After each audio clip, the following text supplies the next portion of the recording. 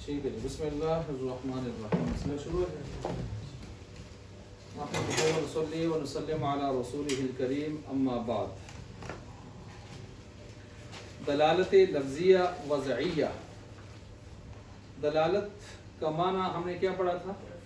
राह दिखाना। वज़ा का माना क्या पढ़ा था? किसी चीज़ को रखना, खास करना। दलालत में हमने ये कहा था कि एक चीज़ का ऐसे हो जाना कि उससे दूसरी चीज़ का इल्म हो जाए। तो जो पहली चीज़ होती है जिससे इल्म हो उसको कहते हैं दाल, और जिस चीज़ का इल्म होता है उसको कहते हैं मदलूल।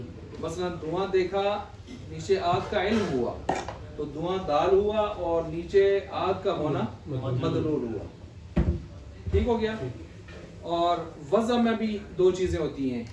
एक वो चीज़ जो नाम आप रखते हैं, वो नाम जितने भी हैं दुनिया में वो सारे के सारे मौजू, और जिसको वो बता रहे होते हैं जो उनका मिस्दाक होता है वो बन जाते हैं मौजू लहू। मार्कर नाम है मौजू, और ये हज़रत साहब उसके क्या हैं? मौजू लहू। इस तरह दुनिया में जितने नाम, आलाम और अस्मा हैं, ये मैंने दिखाया था आपको, आलाम और अस्मा हैं, वो सारे के सारे मौजू बनते हैं, और जिनके वो नाम और आलाम होते हैं वो क्या बन जाते हैं? मौजू लहू। ठीक है, वो क्या बन जाते हैं? मौजू लहू। इस बात को समझ गए आप जी? अच्छा, फिर दलालत की हमने दो किस्में पढ़ी थी, लफ्जिया, गैर लफ्जिया। लफ्जिया जो जिसके अंदर कोई लफ्ज हो, लफ्ज का मतलब किससे ताल्लुक है? लफ्ज का जुबान से, जुबान से। और गैर लफ्जिया जो जुबान से ना हो।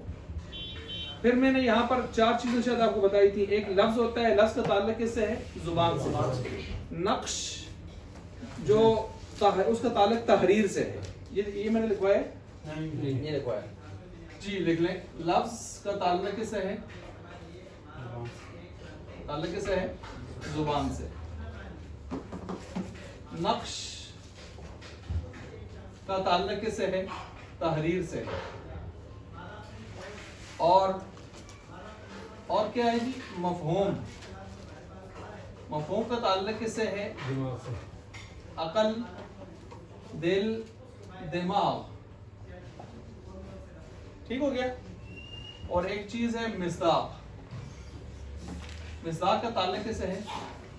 खारिज से है। ये चीज खारिज में मौजूद होती है। अब देखें, जब मैं कहता हूं मार कर तो मैं लफ्ज बोल रहा हूं, इसका ताल्लुक किससे है? जुबान से। अगर मैं मार्कर लिखा हुआ और आप पढ़ रहे हो, कापी में लिखा है मार्कर, तो वो किससे होता है? उसको ताल्लुक नक्श का किससे? तहरीर से। और ये मार्कर का नाम सुनकर, लफ्ज सुनकर आपके ज़हन में मार्कर का एक तस्वुर पैदा हो रहा है। ये तस्वुर क्या बन जाता है यहाँ पर? मफहूम। ये मार्कर फिर आपको खारिज में नजर आता है कि ये है मार्कर, तो ये क्या बन जाता है? मिस्दाक। आप समझ गए इस चीज को? तो चार चीजें हो गई हैं। लफ्ज का ताल्लुक जुबान से। जब आप जुबान से बोलते हैं तो लफ्ज होता है मार्कर। जब आप लिखा हुआ पढ़ते हैं मार्कर तो ये नक्श होता है। और जब आप दिमाग में सोचते हैं मार्कर की तस्वीर और तस्वर ज़हन में लाते हैं, कुल्ली, जुज़ी, जिन्स, नौ, फसल, जो भी जिस अंदाज से, तो वो किस में चला जाता है? मफहूम में। मफहूम समझी हुई चीज अकल दिमाग में। और जब आप खारिज में उसको देखते हैं, बाकायदा तस्वीर नहीं, बाकायदा उसको देखते हैं, तो वो किसमें चल जाता है? मिस्दाक में। तो इसमें ये इसका ताल्लुक इससे है, इसका ताल्लुक इससे है, ये चारों इसको समझिए आप जी। ये बुनियादी चीज है जो मैंने आपको समझाई। अब हमारा काम यहाँ से है। लफ्ज का ताल्लुक है जुबान से। लफ्ज का ताल्लुक किससे है जी? जुबान से है। अब जुबान से जो चीज निकलेगी, लफ्ज है, नहीं है तो नहीं है। अब हर एक की लफ्जिया हो दलालती या गैर लफ्जिया हो, कितनी किस्में हमने पढ़ी है पिछले सबक में? तीन। नंबर एक, दलालत या तो वजह से होगी। वजह का मतलब क्या होता है? एक चीज को दूसरे के लिए खास करना। एक चीज को दूसरे के लिए खास करना। दलालत में आपने ये भी पढ़ा था कि दलालत में दो चीजें होती हैं, अल्लाह की तरफ से खास है या बंदे ने इसको क्या किया है? खास। अल्लाह की तरफ से खास है, जैसे अभी हमने कहा धुआं देखा आपने तो आप समझ गए नीचे कोई आग लगी है। अब आग और धुआं का जो ताल्लुक है ये अल्लाह ने जोड़ा है या बंदों ने जोड़ा है? ये कुदरती हो गया, इसको हम कहते हैं कुदरती अल्लाह की तरफ से। समझ गए ना बात को? ये कुदरती हो गया। अच्छा, गाड़ी चला रहे थे, आगे सुर्ख लाइट जल गई, आप समझ गए कि क्या होना है? रुकना है। ये सुर्ख लाइट अल्लाह ने फरिश्तों से लगवाई है या ट्रैफिक वालों ने लगवाई है? NHA वालों ने, जिसने भी। तो अब देखें, ये दलालत में दोनों बातें हो सकती हैं। वज़ा में एक ही चीज होती है कि एक चीज को दूसरे के लिए खास करना, और उसमें मैंने आसान सा आपको बता दिया कि जो दुनिया में अस्मा और आलाम है ना, वो मौजू होते हैं और जिनके लिए रखे जाते हैं वो क्या होते हैं? मौजू लहू। मौजू धुआं दाल है, और उस किसको बता रहे हैं?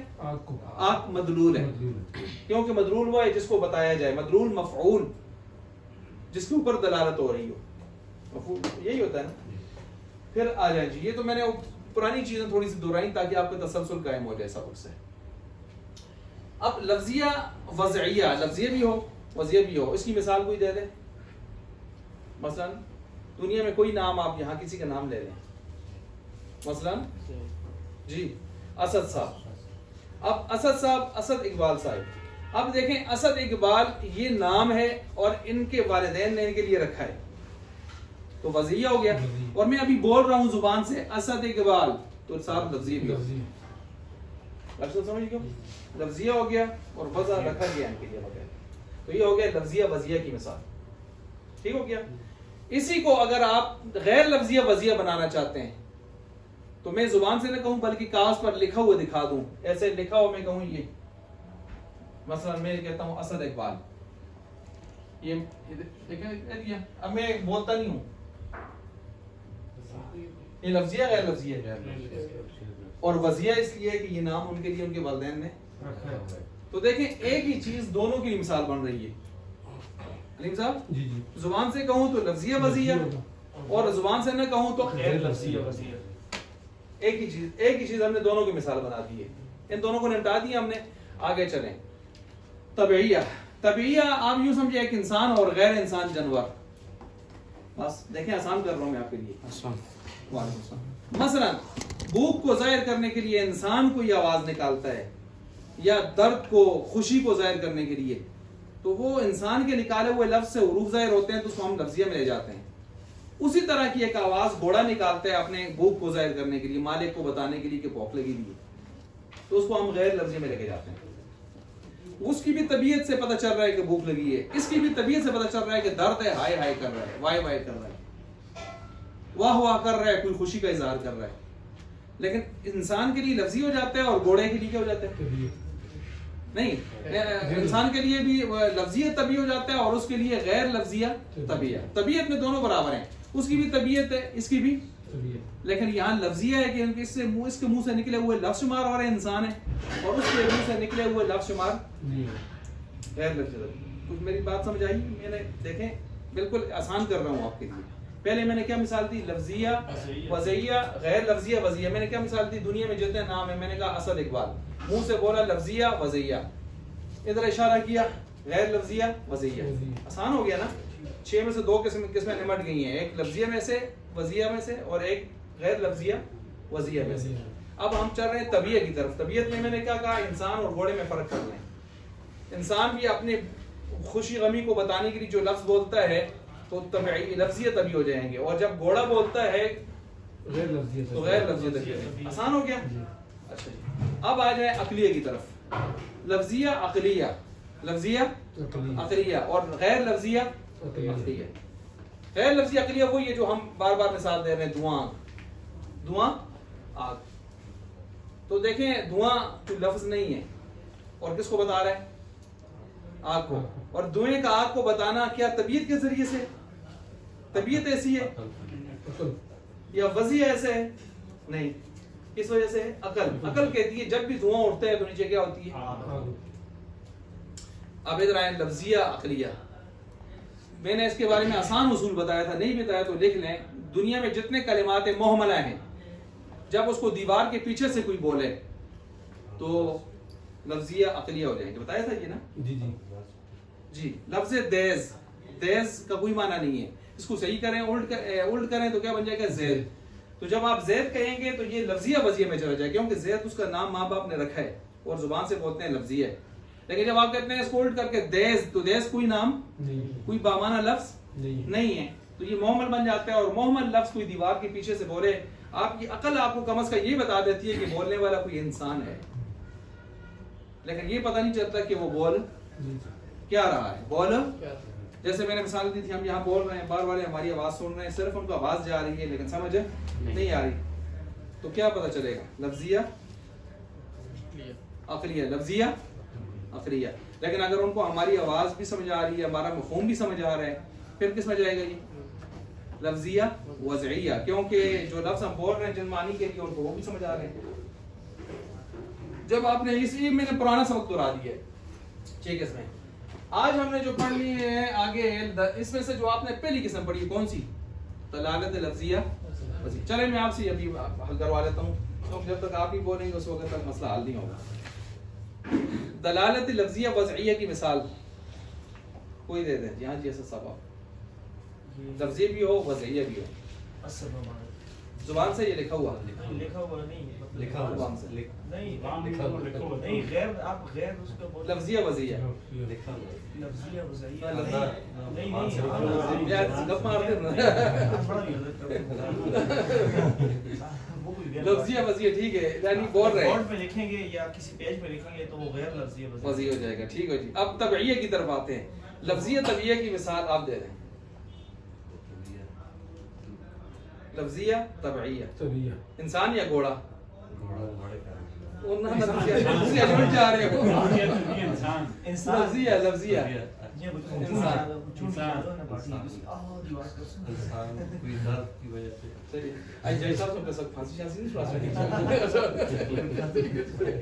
अच्छा, तो लफ्जिया तबइया और गैर लफ्जिया तबइया की मिसाल, अगर उसको कोई परेशानी होती है तो अच्छा ठीक है, कोई हो सकती। अच्छा ये हो गया। अब अकलिया की तरफ आ जाएं। अकलिया, लफ्जिया अकलिया में मुहमल कलिमात को पकड़ लें। मैंने क्या कहा? दीवार के पीछे से कोई आदमी बोल रहा है, इतनी समझ आ रही है कि बोलने वाला कोई इंसान, लेकिन बाकी समझ मवज नहीं आ रहा, तो लफ्जिया अकलिया। और अगर उसकी समझ भी आ रही है फिर वो वापस रिटर्न होकर पीछे जाएगा वज़िया में, क्योंकि उसकी समझ भी आ रही हो। वज़ा ऐसे लफ्ज बोल रहे हैं जो बामाना है, यानी हमें भी समझ आ रहे हैं। अच्छा जी, उधर से गैर लफ्जिया अकलिया जैसे धुआं और आग। अच्छा, जब आप इसको समझ गए, अब आ जाए जो सबसे पहला था दलालत लफ्जिया वज़इया, उसकी कितनी किस्में हैं? 3 है। नंबर 1 मुताबकी, नंबर 2 तज़म्मुनी, नंबर 3 इल्तिज़ामी। इसकी दलालत लफ्जिया वज़इया की 3 किस्में हैं। ठीक हो गया? अच्छा, अब जरा मैं अपने अंदाज में समझाता हूँ, फिर आपको कुछ लिखवाता हूँ। किताब में तो तारीफें इसकी लिखी हैं। मुताबकी का मतलब होता है लफ्ज बोलकर उसकी पूरी पूरी हकीकतों को मुराद लिया जाए, और तज़म्मुनी का मतलब होता है आधी आधी चीज मुराद ली जाए, और इल्तिज़ामी का मतलब होता है न कुल न जुज़, बल्कि उसके साथ कोई लाजिम चीज है बाहर से, उसको आप मुराद ले लें, उसको आप मुराद ले लें। अब मिसालों से आप समझें। मैंने क्या कहा? मुताबकी का मतलब कुल चीज, और तज़म्मुनी का मतलब जुज़, एक जुज़ एक हिस्सा, और इल्तिज़ामी का मतलब ये दोनों नहीं है बल्कि बाहर से कोई चीज है वो मुराद ली जा रही है, वो मुराद ली जा रही है। समझ गए बात को? यहां तक समझ आइए कुछ? अब मैं आपको सामने जो है इस चीज को बयान करने लगा हूं, अब तवज्जो मेरी तरफ रखें। मिसाल के तौर पर मैं कहता हूं इंसान बोलकर आपने यहां पर हैवान, आपने इंसान बोला और उससे मुराद आपने हैवान नातिक लिया, इंसान, और आगे उससे मुराद क्या लिया? हैवान नातिक। हैवान नातिक इसकी पूरी हकीकत है या अधूरी हकीकत है? पूरी है ना। और अगर आपने इंसान बोला लेकिन इससे मुराद सिर्फ हैवान लिया या नातिक लिया, कौन सा बनेगा? ये जुज़। ठीक हो गया? और अगर आपने ये दोनों को मुराद न दिया, आपने इंसान बोला और साथ आगे कहा काबिल या कहा लायक या कहा बासलाहियत। समझ आ रही है? इस तरह की चीजें आपने बोली, इस तरह की चीजें आपने बोली जो इंसानों के साथ ही खास होती हैं, लेकिन इस तरह खास नहीं होती कि वो अगर ना हो तो इंसान इंसान ही ना हो। इंसान जबकि ऊपर में ऐसा मसला नहीं है। अगर नातिक नहीं होगा तो इंसान हो सकता है नहीं। अगर हैवान नहीं होगा तो इंसान हो सकता है। हैवान नातिक पूरा ना हो इंसान हो सकता है नहीं। अब नीचे आए जरा, फर्क मैं समझा रहा हूँ आपको, मुख्तलिफ अंदाज में आपको समझाऊंगा चीजें। काबिल ना हो इंसान नहीं हो सकता, लायक ना हो इंसान नहीं हो सकता, बासलाहियत ना हो इंसान नहीं हो सकता। लेकिन जब भी इनमें से कुछ होगा तो इंसान होना जरूरी है कि नहीं जरूरी, कि खोता भी बासलाहियत हो सकती है। यही हो सकता, समझ आ गई होगी। इसलिए मैंने कहा ऊपर कुल नीचे जुज, इधर न कुल न जुज, इधर बाहर से कोई लाजमी चीज इसके साथ लगी होगी जिससे आप पहचान करेंगे। आप जब कहेंगे यार बड़ा बासलाहियत है, आप नहीं भी कह रहे इंसान, लेकिन सुनने वाला समझेगा किसी इंसान की बात हो रही है। नहीं समझ आ रही? मैं कहता हूँ बड़ा बासलाहियत है यार, आप कोई मैंने साथ लफ्ज नहीं बोला, आप फौरन समझ जाएंगे किसकी बात हो रही है। बड़ा बाअदब है, बड़ा बासलाहियत है, बड़ा लायक है, बड़ा खूबसूरत लिखता है, बड़े इल्म वाला है, बड़े हिल्म वाला है, बड़ा माफ करने वाला है। जो भी कह रहे हैं ये सारी बातें आमतौर पर किसके साथ लगती हैं? ये इल्तिज़ामी। हालांकि इनके बगैर भी इंसान इंसान रह सकता है, हो सकता है, लेकिन जब भी ये होंगी चीजें तो किधर आएंगी? इंसान के साथ। तो इसको हम इल्तिज़ाम, इसी चीजों को हम फरहान साहब के दाखिल कर देते हैं इल्तिज़ामी में, मतलब उनके साथ लाजमी अंदर जुज नहीं है, लेकिन हम उसके साथ उसको लगा देते हैं।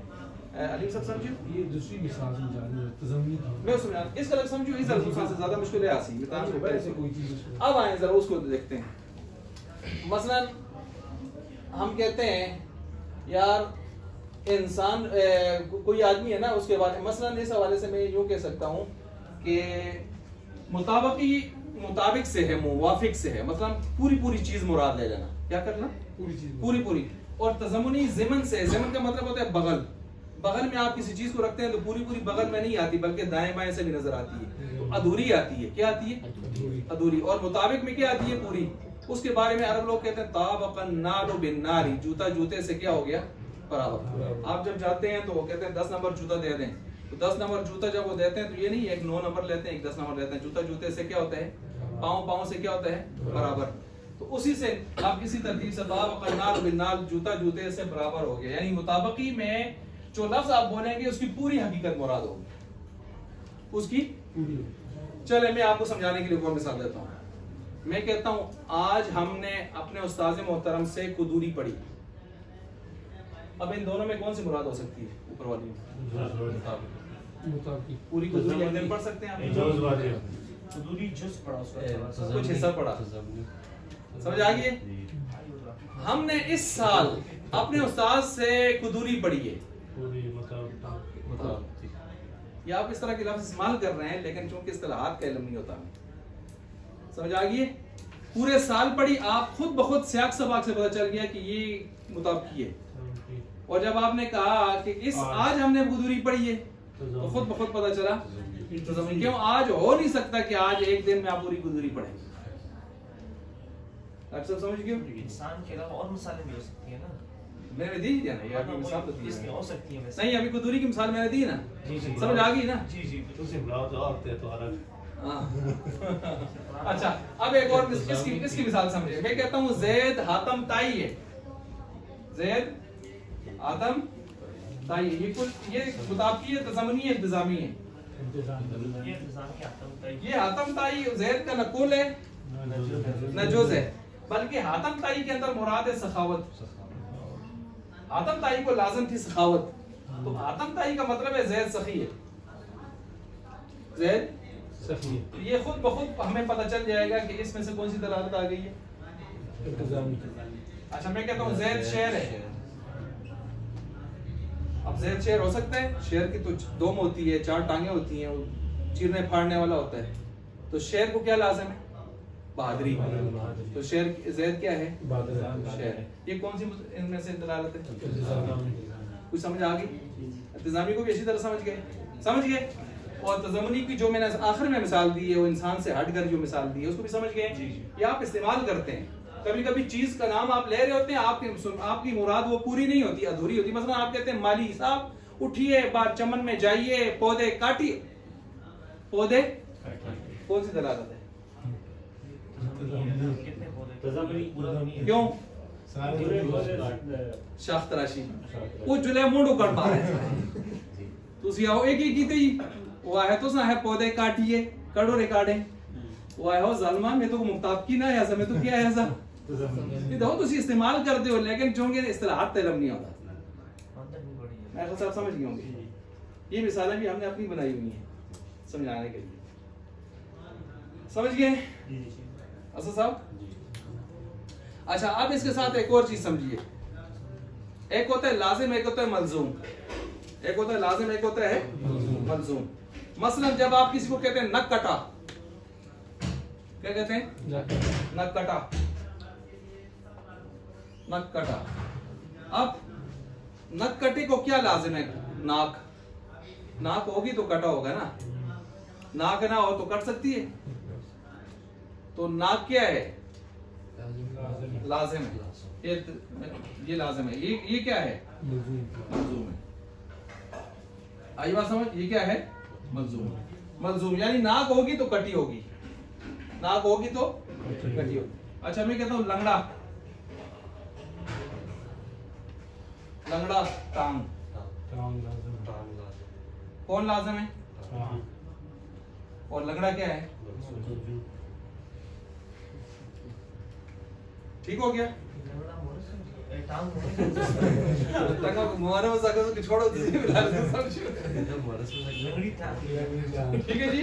लंगड़ा नहीं, लंगड़ा। तो अब ये टांग को हमने साथ समझाने के लिए लगाया कि टांग होनी लाजिम है। ठीक है, हाँ जी। तो जना आप लंगड़ा हो जाता है उसी वजह तो ना, टांग तो लंगड़ी है लेकिन फिर आदमी साहिब टांग खुद लंगड़ा हो जाता है। अच्छा, तो बहादुरी किसको लाजिम है? शेर। सखावत किसको लाजिम है?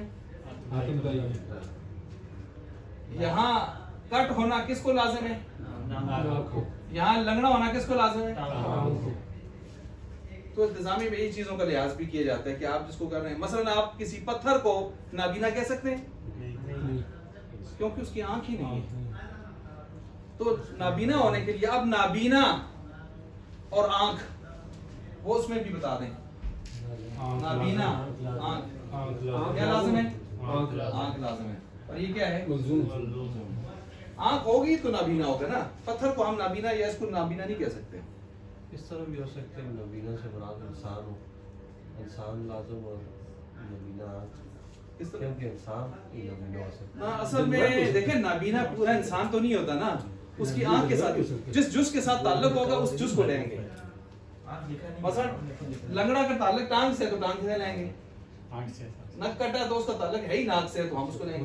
पूरा उसका नहीं लेंगे जिस तरह लंगड़ा इंसान हो वो कुल जुज वाला मसला इधर है, कुल जुज वाला मसला ऊपर है। उम्मीद है आप इसको समझ गए होंगे। मेरे हाथ से काफी है इसकी मिसालें, इसकी समझ गए ना। तो अब अलीम साहब से हम पूछते हैं मुताबिकी हमें समझा दें। मुताबिकी क्या होता है अलीम साहब? जिसमें कोई लफ्ज बोलकर पूरी हकीकत बयान कर दी जाए। माशाल्लाह, जैसे इंसान बोलकर पूरा ऐवान नातिक, इसकी पूरी हकीकत है। और अधूरी और तज़म्मुनी में क्या होता है? अधूरी होती है। कोई लफ्ज बोलकर आधी बात होता है। मसलन इंसान बोल के आगे हमने ऐवान बोल दिया ना तक। अब इसको दूसरी मिसाल जो मैंने दी है कदूरी वाली, आज हमने पूरी कदूरी पढ़ी ना पूरी नहीं तो ज़्यादा भी मुकासर है। आज हमने कदूरी पढ़ी, आज हमने एक दिन में पूरी कदूरी हो नहीं सकती ना, और पूरे लफ्ज ना होना। आज हमने कदूरी पढ़ी, हमने कदूरी पढ़ी। ठीक हो गया? तो मतलब क्या होगा? तज़म्मुनी या इल्तिज़ामी? ये तज़म्मुनी होगा क्योंकि हमने थोड़ी सी कदूरी पढ़ी है। हाँ जी। इसी तरह हमने इस साल कदूरी पढ़ी, हमने कदूरी पढ़ी, ये मुताबिक ये पूरी कदूरी पढ़ी। लेकिन आप बेफिक्र रहें, पूरा साल भी आप तज़म्मुनी ही होते हैं क्योंकि वो खत्म ही होती। नहीं खत्म नहीं, आधी है, निसाब में ही आधी है। निसाब में ही आधी है। इसको समझिए इसको। अच्छा जी, बहरहाल उसको आप समझ गए। अब आते हैं इल्तिज़ामी पर। इल्तिज़ामी मैंने क्या कहा, वो चीज उसकी हकीकत के अंदर नहीं होती, बल्कि ये बार वाला लफ्ज याद रखें, तो हकीकत से बाहर होती है, लेकिन होती जब भी आएगी तो इसी के साथ आएगी और कोई उसका ठिकाना नहीं है। लेकिन उसका इसके साथ होना जरूरी भी नहीं है, लेकिन जब भी आएगी तो इसी के साथ आएगी। मेरे ख्याल से समझ गए इसको। फिर मैंने नीचे बहुत सारी मिसालें देकर आपको और भी दोनों समझा दी हैं, समझ गए बात को। अच्छा, अब इसके बाद हम आगे चलते हैं मुफरद और मुरक्कब। मुफरद और मुरक्कब को पढ़ लेते हैं और उसके बाद फिर हम जाएंगे दूसरी किताब की तरफ, मुफरद मुरक्कब।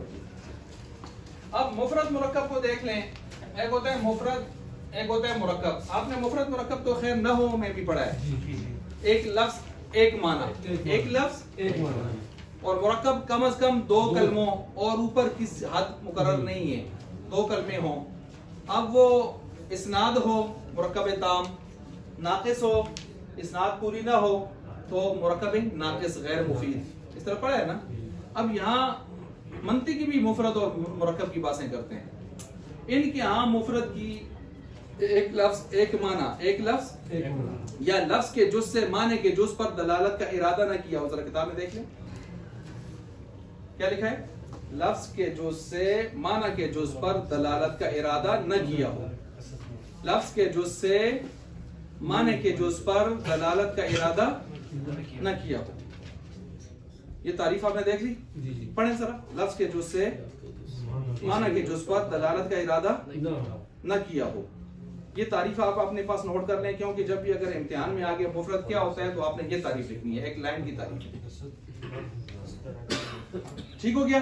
अब मेरी तरफ देखें, मैं आपको समझा रहा हूं।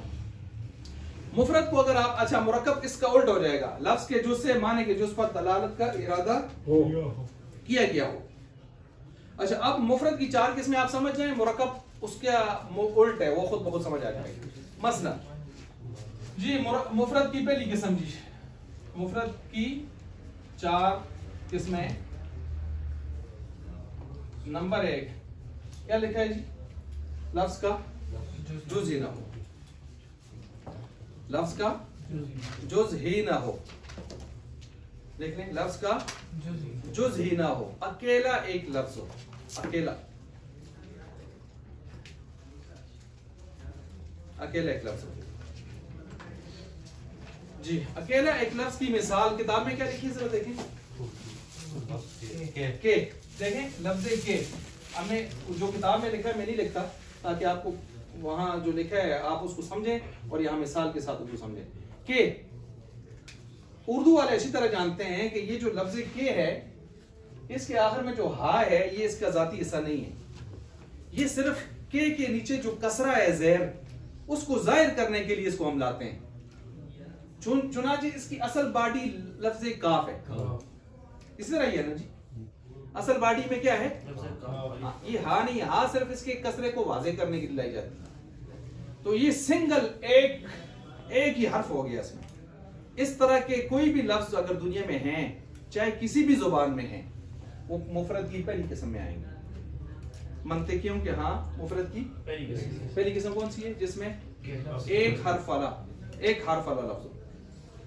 इन्होंने तो उर्दू में मिसाल दे दिया कि मैंने हा को हल कर दिया, मत आप ये ना कहें कि इसमें तो 2 आए हुए हैं, मैंने वाजे कर दी।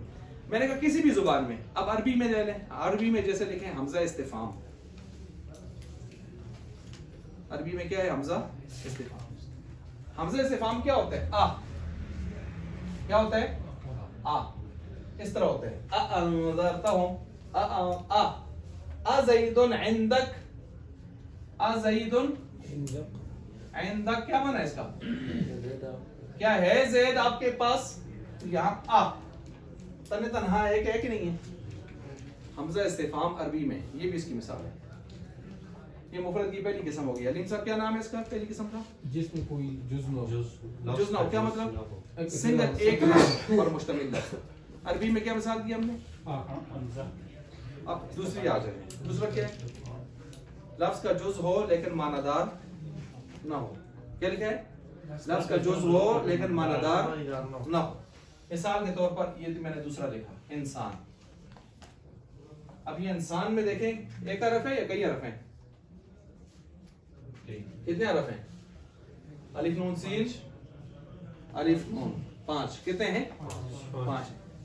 तो ये दूसरा आ गया कि लफ्ज के जुज हैं लेकिन मानादार ना होने का मतलब समझें।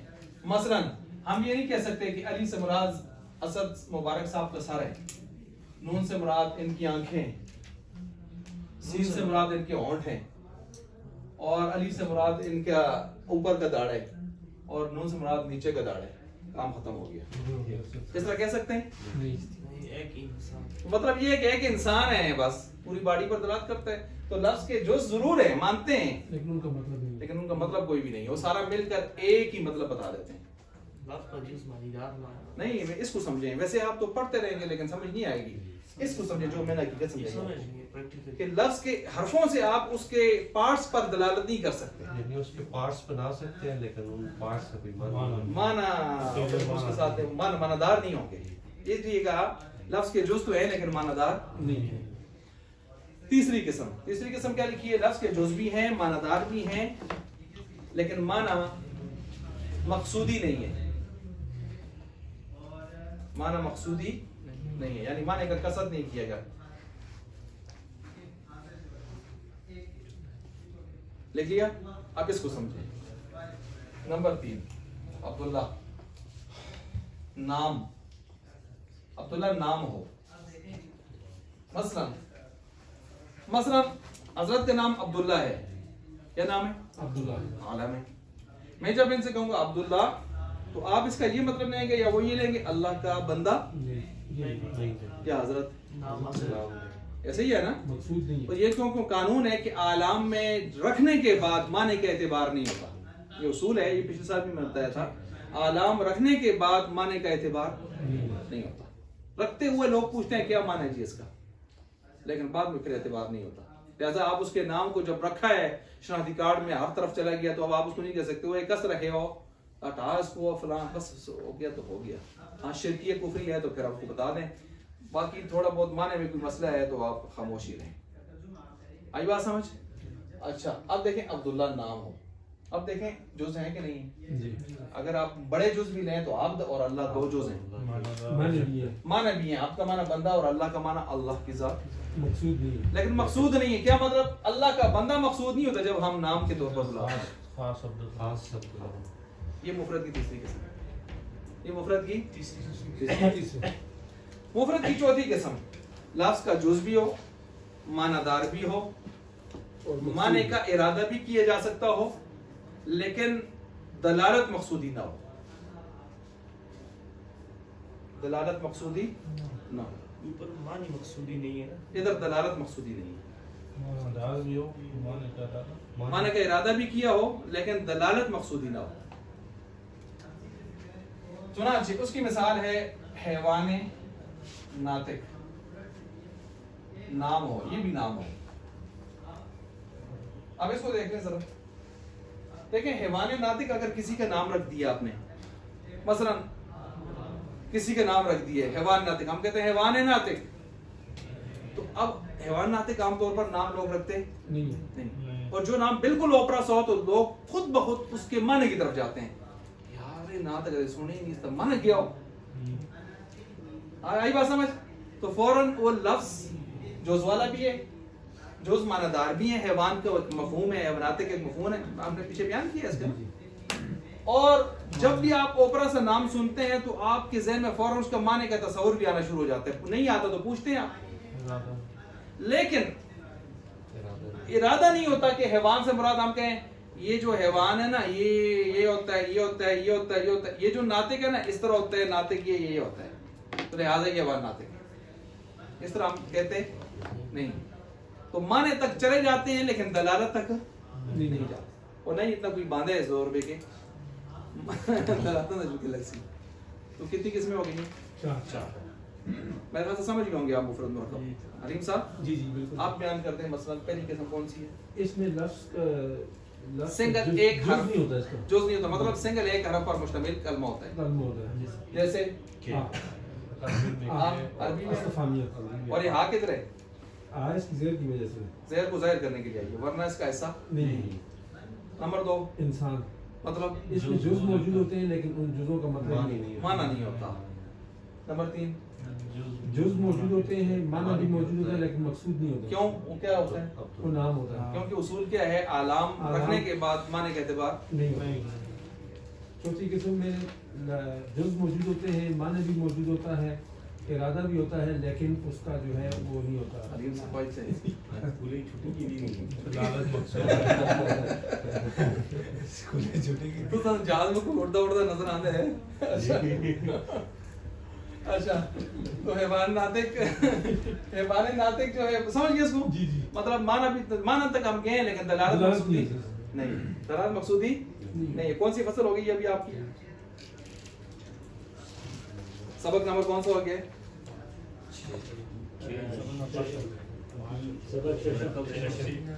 6 हो गया ना? जी जी। अच्छा जी, अब मुझे बताएं अहमद किसी का नाम है, माशा कर रहे हैं, अहमद किसी का नाम है, जी जी। मुफरद है मुरक्कब है?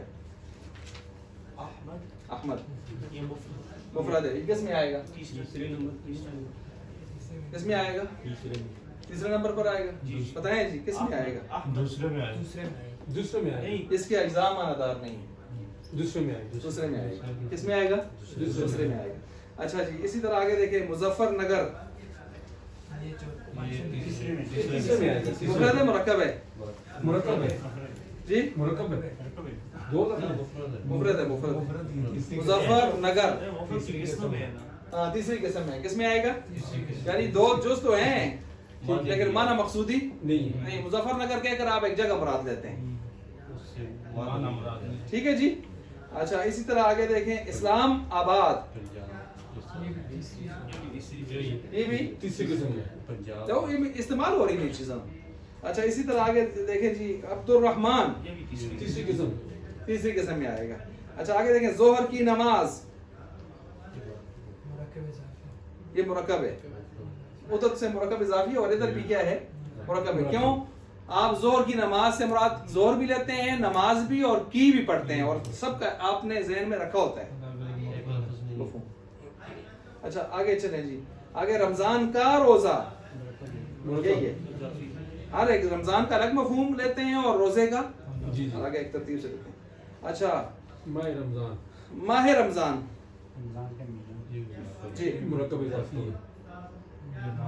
अगर इसको आप माह रमजान अब्दुल्ला की तरह लें, माह रमजान से मुराद माह को रमजान को अलग करके न लें बल्कि बतौर नाम के लें जैसे अब्दुल्ला, तो फिर मुफरद है। और अगर दोनों का अलग मफहूम ज़हन में रख लें, मुरक्कब ये देखें एक ही चीज मुफरद भी हो सकती है, ठीक हो गया। अच्छा इसी तरह जो है जामे मस्जिद, इसमें भी मुतकल्लिम की नियत के एतबार है। जामे मस्जिद, अगर आपने एक मस्जिद को मुराद ले रहे हैं सीधा सीधा, एक मस्जिद का नाम ले रहे हैं सीधा सीधा, तो फिर तो मुफरद है। और अगर आप जामे जुमा बता रहे हैं, मस्जिद मस्जिद बता रहे हैं, तो फिर मुरक्कब मुरक्कब। ये आपके ज़हन पर है कि आप किस तरफ मुराद ले रहे हैं। अच्छा इसी तरह ठीक है, देहरी की जामे मस्जिद खुदा का घर है, ये तो सीधा सीधा क्या है? जुमला ही पूरा जुमला मुरक्कब है। बहरहाल ये आपका सबक नंबर कौन सा हो गया? सेशन मेरा समझ आ गया आज? तो समझ असली वही देना समझ आए थे और बाकी नहीं ख्याल आए थे। मुफरद भी समझ आ गया और पीछे क्या पढ़ा हमने दरार दे की 3 किस्में, वो भी समझ आ गई हैं। तो हम दूसरी किताब को लेते हैं क्योंकि आगे मैंने 3:15 तक के लगभग या 3:20 तक पढ़ाना है, उसके बाद फिर वो आ रहे हैं जरा तो उसूल करने ऊपर बनाते ध्यान करवाना है, फिर इंशाअल्लाह अल्लाह खैर कर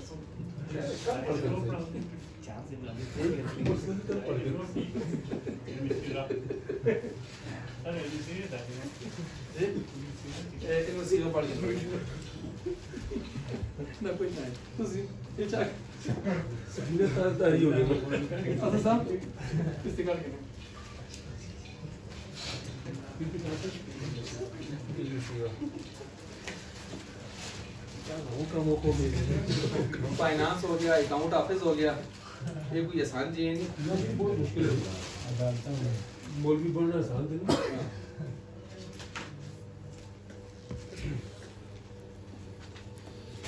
इसको किधर है?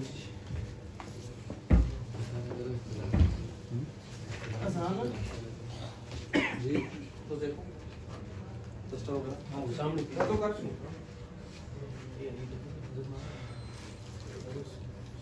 इसका सुविधा